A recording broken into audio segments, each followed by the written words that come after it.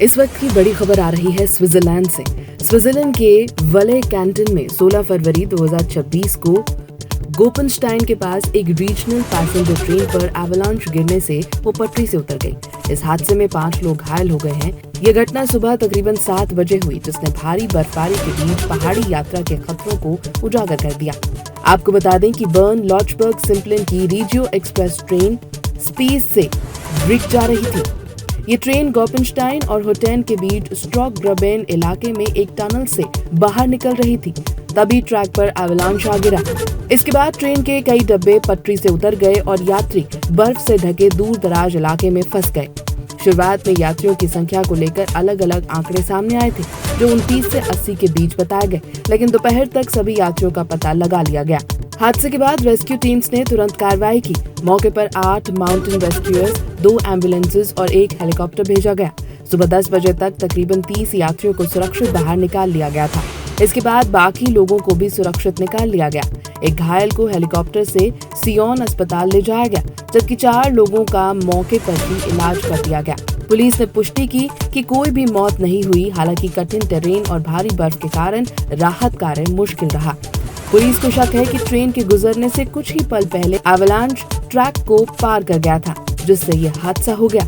Public prosecutors office ने मामले की जांच शुरू कर दी है। बीएलएस ने फ्रूटिगन ब्रिग लाइन पर ट्रेन सेवा को कम से कम 17 फरवरी की सुबह तक निलंबित कर दिया। फिलहाल स्नो क्लियरिंग और सेफ्टी चेक्स जारी हैं। इससे पहले 12 फरवरी को भी गोपेनस्टाइन के पास हिमस्खलन हुआ था, जिससे एक कार शटल सेवा बंद करनी पड़ी थी। हालांकि तब कोई घायल नहीं हुआ था। WSL इंस्टीट्यूट ने भारी बर्फबारी, कमजोर बर्फीली परतों और तेज हवाओं के कारण वाले क्षेत्र में एवलांच रिस्क का लेवल 4 तक बढ़ा दिया था। पूरे एल्प्स क्षेत्र में इस स्की सीजन में अब तक कम से कम 66 लोगों की मौत हो चुकी है।